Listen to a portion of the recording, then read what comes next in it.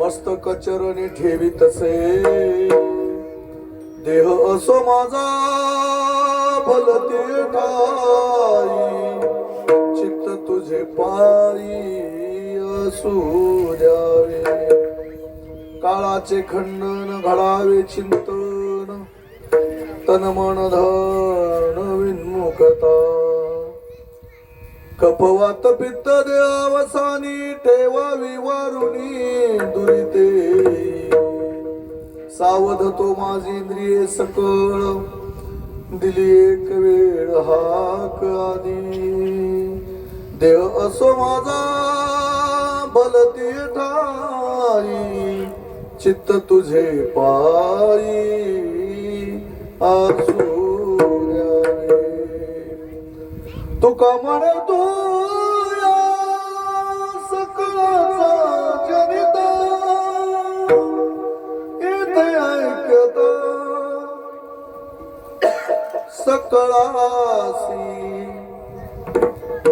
देह असो माझा भलती ठाई चित्त तुझे पायी असू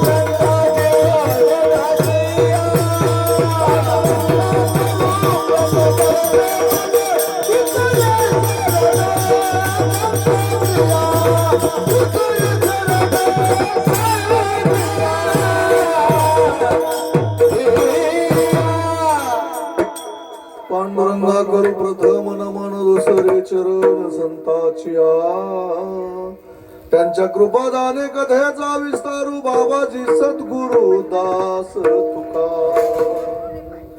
समचरण सरजम सांद्र नीला बुदाभम जगननिहितं पानि मंडनम मंडनानम तरुण तुलसी माला कंदरम कंजनेत्रम सदय धवलासम विठ्ठलम चिंतयामि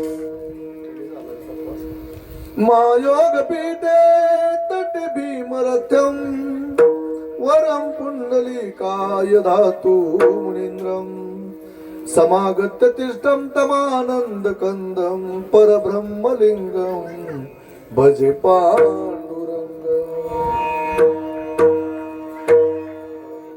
नमो ज्ञानेश्वरा निवृत्ती उदारा सोपान देवा मुक्तबाई नमो त्रिभुवन पावनी आद्यत्रय जननी देवाची हे सेवेला की सेवक झालो तुमच्या लागलो निज चरणा अहो स्वामी तुकया देवा यावरी न करावा अवहेरू गुरुर्ब्रह्मा गुरुर्विष्णू गुरुर्देव महेश्वरा गुरु साक्षात परब्रह्म तस्मै श्री गुरुवे नमः.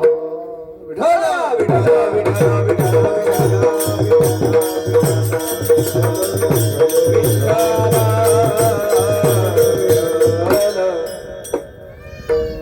आता केशी राजा हेची विनवणी मस्तक चरणी ठेवीतसे. देव असो माझा भलते ठाई चित्त तुझे बाई असू द्यावे. प्रस्तुत प्राप्त प्रसंगी प्राप्त स्थळी सेवेकरिता घेतलेला अभंग देहूचे सुप्रसिद्ध साधू श्रीमंत श्री जगद्गुरु तुकोबरायांचा असून बहुतेक करून सर्वांच्या पाठातील सुंदर असा या अभंगामधून काहीशी मागणी आणि अशा प्रकारचा असून 6 चरणाचा आहे. विठ्ठला विठ्ठला विठ्ठला विठ्ठला विठ्ठला. या अभंगामध्ये सुरुवातीला सांगून जाईल आपण देवाकडे मागणी करत असताना किंवा कोणाकडे मागणी करत असताना कशा पद्धतीने केली पाहिजे याचं चिंतन अभंगाच्या प्रथम चरणामध्ये. आता केशी राजा ह्याची निवडली कशी मस्तक चरणी केली. मागणी करत असताना कशा पद्धतीने करायची विनवणी पूर्वक करायची. पहिली मागणी कशी करायची याचं उत्तर 3 चरणामध्ये मागणी देवाकडे काय केली आहे तुकोबारांनी त्याचं चिंतन.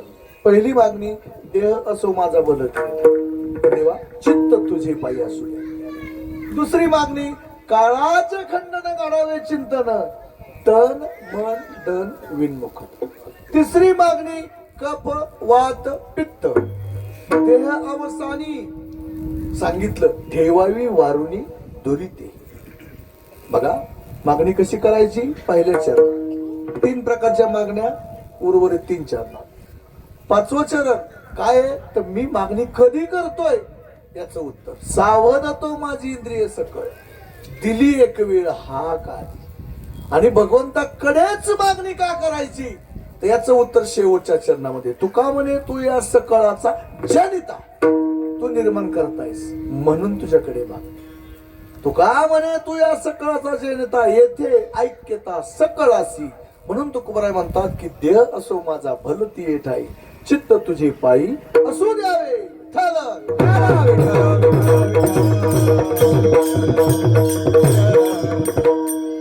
झालं कीर्तन. अभंगाचा अर्थ तुमच्यापुढे प्रतिपादित केला. आता बरोबर 12ला जे विठ्ठल झालं तरी चाल. कुणी असं म्हणायचं नाही अभंग एकीकडे राहिला आणि महाराज इकडेच गेले. इकडे जायचंय आपल्याला कुणीकडे नीरा नदीकडे महाराज गेले भीमा नदीकडे असं व्हायला नकोय. बरोबर आहे ना. म्हणून अभंगाचा भावार्थ तुमच्यापुढे प्रतिपादित केला. अभंगाचा भावार्थ राहिला नाही पाहिजे. बरं असं समजायचं का की आता जे चरण 6 आहे ती 6 चरण माझ्याकडून सुटतील का इथं. आता भले एखादा कीर्तनकार येतो सरळ सांगतो अभंग सोडवला. खरं सांगा दादा आजपर्यंत कुठल्या कीर्तनकाराला पूर्ण अभंग सुटलाय का. सुटणार बी नाही. आम्हा घरी धन शब्दाची चरत नाही शब्दाची शस्त्र येत नाही करू. अरे किती भांडवल आहे आम्हा 10 पिढ्या नाही 100 जन्म घेतले ना 100 सलग हे चिंतन करत राहिलं ना तरी चिंतन संपायचं. आता केशी राजा हेची विनवणी एवढ्या चरणावरती 10 वर्ष बोलायला मिळेल तरी सरणार नाही का. अरे भांडवलच तेवढं आहे महाराज. धन घरी पांडुरंग अभंग हे सरे. म्हणून मी कीर्तनाचा अभंग घेतला तो पूर्ण सोडवला असं कधीच म्हणणार नाही. हा मी एक म्हणेन मी प्रयत्न केला. अभंग सुटेल का. अरे शक्य आहे का बाबा. कितीतरी आले कितीतरी गेले अभंग जागेवरती आहेत ना. तू काय सांगतोय सोडवला नाही सोडवू शकत. अभंगाच्या चरणा एका चरणावरती किती दिवस बोलता येईल. हा आपला प्रयत्न आहे अभंग सोडवण्याचा. म्हणून सुरुवातीला तुमच्या पुढे मी भावार्थ प्रतिपादित केला. मग आपल्याला राहिलेल्या वेळेमध्ये गायन चिंतन हे सगळं पाहिजे आणि अगदी वेळ आहे. म्हणून सगळ्या 6च्या 6 चरणाचा तुम्हाला मी अर्थ थोडासा सांगितला. तो गोरा मागणी करतात. आता केशी राजा देवा आता केशी राजा हेची विनवणी काय करतोय. देवा तुला मागणी मागतोय पण मागणी कशी मागतोय? मस्तक चरणी ठेवी तसे, चरणावरती नतमस्तक होतात तुकोबर आहे भगवंताच्या. आपण दर्शन घेतो तात्या, पण कसं घेतो? रस्त्याने चाललोय गाडीवरती, मंदिर दिसलं, जय हरी, इतका देव मग रस्त्यावरती. मग मागणी करत असताना लवून मागणी केली पाहिजे. कशी? लवून मागणी केली पाहिजे, तर पुढचा माणूस घेत. उगा एखाद्या बाहेर सारून जर तुम्ही एखाद्याच्या अंगावर गेलाय, चाल माल दे, निघ, काय म्हणाल? निघ निघ, आला तसा निघ. एक शेतकरी त्या शेतकऱ्याला 10,000 रुपये पाहिजे होते बघा. त्याला 3 मुलं होती. धाकट्या मुलाला सांगितलं, जा, मी अशा अशा ठिकाणी त्या सावकाराला फोन केलाय, ते सावकार 10,000 रुपये देतोय, तेवढं जाऊन घेऊन या. धाकटा म्हणला ठीक. गेला तिथं. सावकार म्हणला ये बस. म्हणजे आमच्या पप्पांचा फोन आलता का? आलता. बर काय मग? हा, ते 10,000 रुपये द्यायला सांगितले. बरं बस 2 मिनिटात. बसला का? देतो म्हणला 2च मिनिटात पैसे. मग ते आता पैसे मोजते सावकार. कशासाठी? त्या हातात शेतकऱ्याच्या द्यायचं. तेवढं ह्याने बघितलं. आता सावकाराचं शरीर होतं जाडजूड. ते काय म्हणला माहितीये का? म्हणलं, सावकार तुम्ही जर मेला तर तुम्हाला बाहेर कसं काढायचं? काय कारण आहे का? हाय का कारण? लगेच त्या सावकाराने 2-4 जणांना बोलायला म्हणले, ह्याला टाका, कोंडून टाका ह्याला, म्हणले कोंडून टाक. झालं, त्याला टाकलं कोंडून आतमध्ये. मागणी करायला गेलाय आणि असं बोलतोय. दुसऱ्याला सांगितलं झाड, म्हणलं ते बाळू आहे ना, आता काळूला लावलं परत. काळू बाळूच टाकायचे लक्षात येईल लगेच. काळू म्हणलं ते बाळू आहे ना, ते काळू म्हणलं जा बरं, ते काय आहे ना बघ जा. मग काळू गेला. अहो म्हणलं आमचा बाळू आलता का? हो आलता की. मग पैसे दिले का त्याच्याकडे? काय देतो पैसे? म्हणले त्याला अक्कल आहे का? काय झालं सावकार, काय झालं का?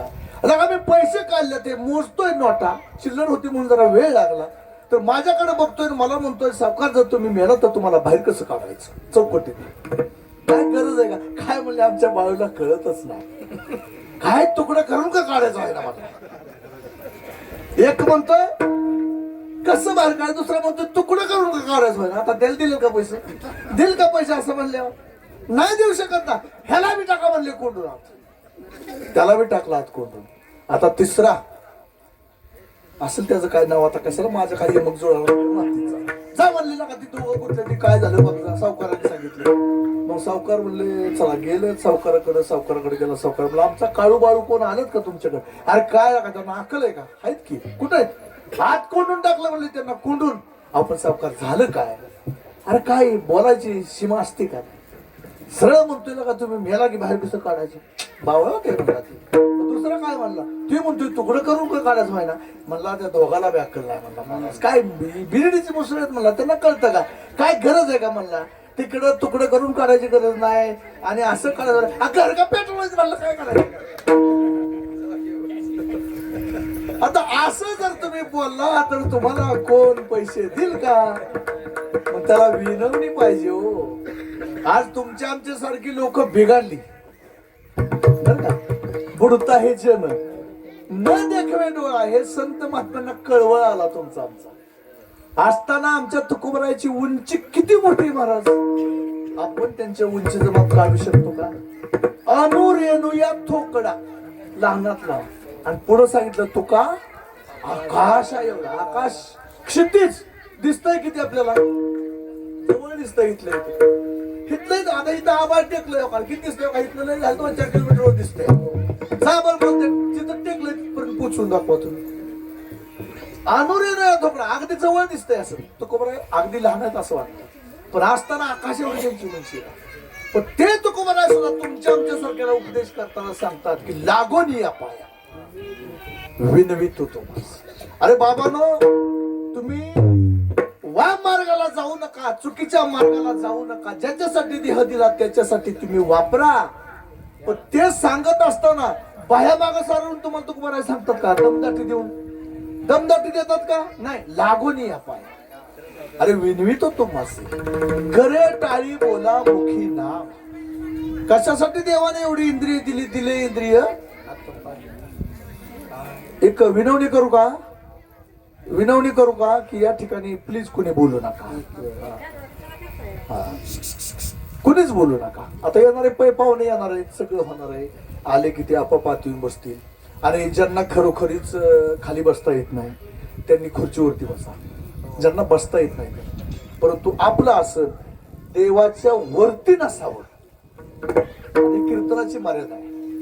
विनवणी बरं का, मी तुम्हाला विनवणी करतोय. मी काय तुम्हाला दम देऊन सांगत नाही. बसायचं झाडा बसा, मला काय करायचं तिकडे. काय एखाद्याला नाही पटलं आमचं बाळमामा जाऊन झाडा बसत होतं. काट्याच्या फसावर जाऊन झोपा, एखाद्याचा काट्याच्या फसावर जाऊन झोपा, नका सांगू म्हणतात. ते बाळमामानेच करावं. त्या अधिकारी व्यक्ती होत्या. म्हणून विनवणी की येणाऱ्या प्रत्येकाने आपलं पुढे सरून बसा, की जेणेकरून पाठीमागच्या माणसाला जागा बसण्यासाठी मिळाली. मला कधी कधी प्रश्न पडतो महाराज, की आमच्या कीर्तनाला लोक सरा पुढं म्हणले की असं, सरा पुढं म्हणले की आणखीन कसरा महागच. मला कधी कधी असं वाटतं का आपल्या गाव काय बॉम्बिंग पडायचा प्रश्न, तर आपलं लांब करायला थांबू म्हणजे पळाय बरं झालं. कीर्तन बघा, कीर्तन म्हणलं की माणसं लांब. आणि कीर्तनाचं थोडस उलट करा, देऊ का अर्धा पाऊण तास वेळ तुम्हाला. कीर्तन त्याचं उलट करा, बाहेर जाऊन पडते माणसं तिथं. मी पुढं का तू पुढं, मी पुढं का तू पुढं.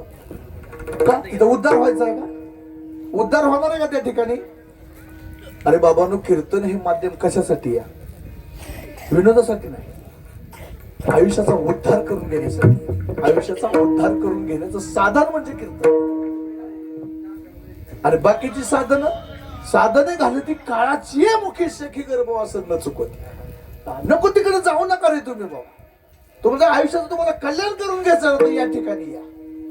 एवढा मोठा सुंदर नरदेह तुम्हाला देवाने दिला.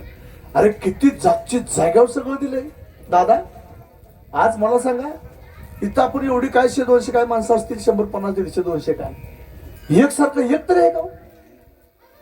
एकसारखा एक तरी माणूस आहे का इथं? बरोबर. तुम्ही म्हणता जुळे कसे असतात, आणि त्या जुळ्यामध्ये सुद्धा काहीतरी फरक असतो. जुळ असू द्या, जुळ तिकडे तिळ असू द्या, पण त्याच्यामध्ये सुद्धा काहीतरी नगभर कोणा फरक असतो.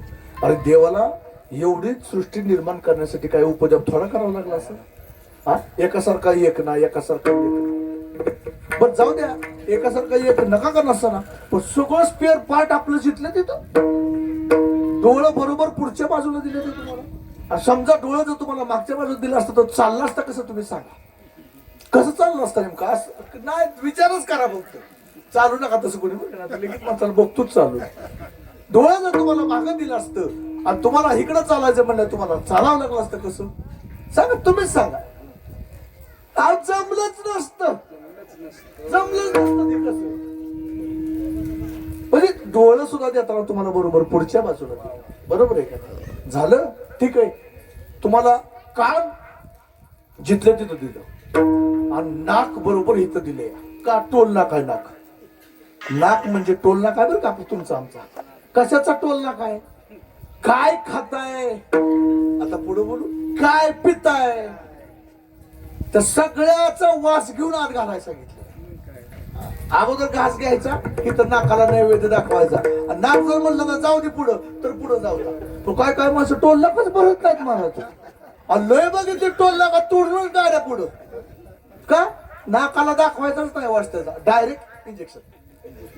काय चौकदार, खरं का खोट आहे? टोल नाका तोडणारी माणसं आहेत का नाही इथं? इथं सुद्धा आहेत. तर नाकाकडे घासत देत नाहीत का? त्यांना माहिती ही काय आहे ती. पण चला पुढे जाऊ द्या. बरोबर नाक तुम्हाला इथं दिलं, तोंड इथं दिलं, बरोबर आहे का नाही? डोळं इथं दिलं. आता हेच नाक समजा पुढं दिलं नसतं आणि इथं ठेवलं असतं वर, तर पावसाळ्यात काय झालं असतं? कल्पना करा, पावसाळ्यात काय झालं असतं? म्हणजे एवढा लका तुम्हाला सुंदर नरदेह देवाने दिला. आणि कशासाठी दिला ह्याचा विचार? देव दिला देव भजन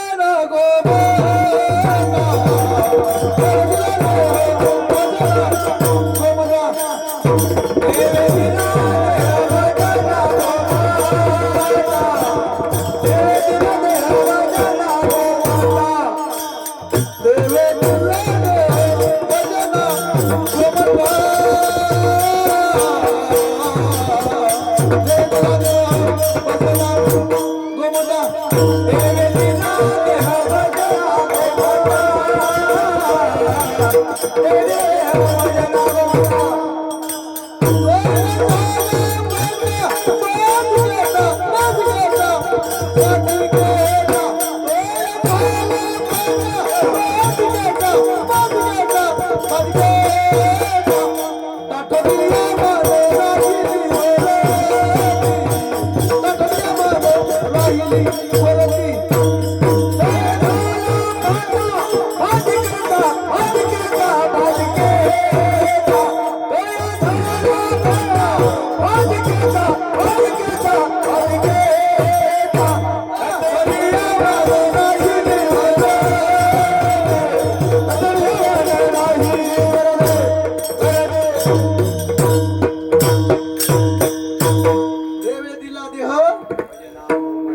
भजना का भोजना?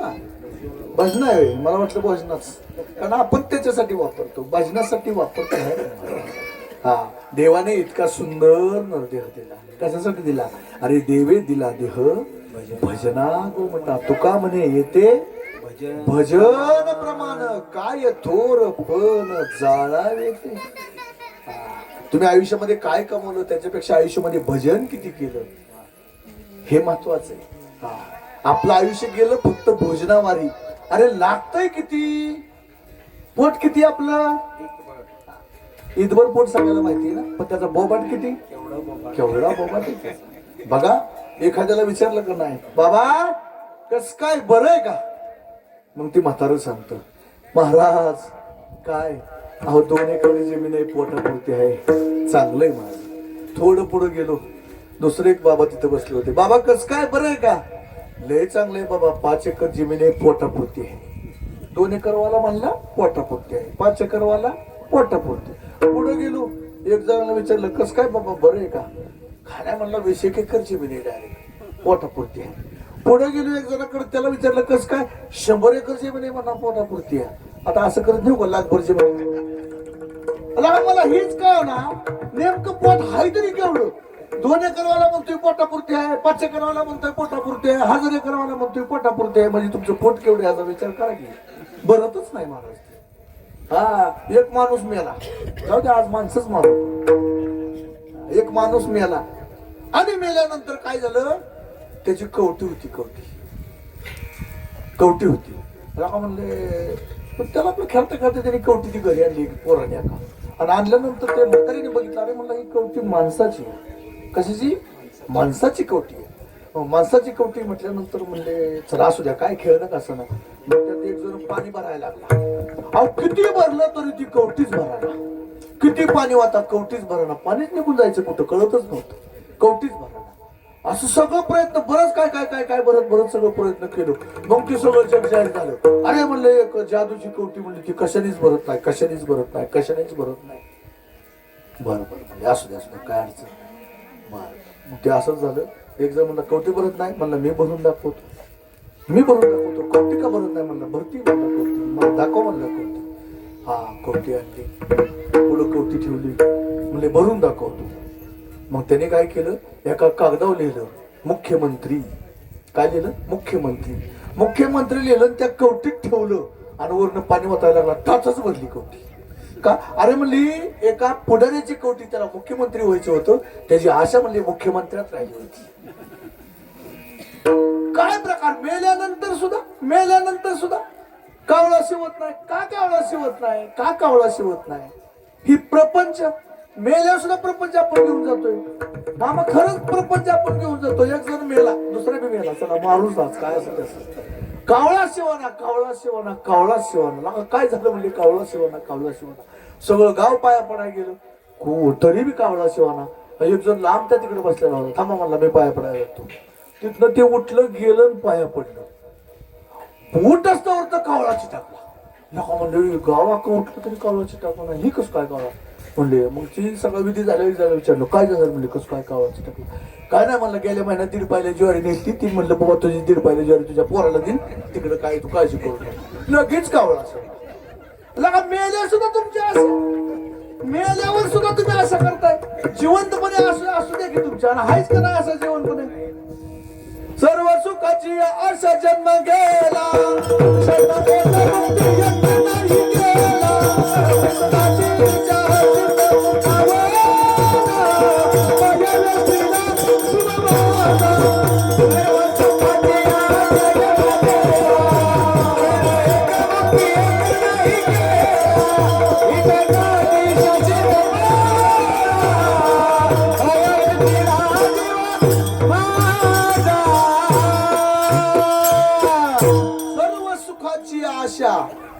जन्म गेला.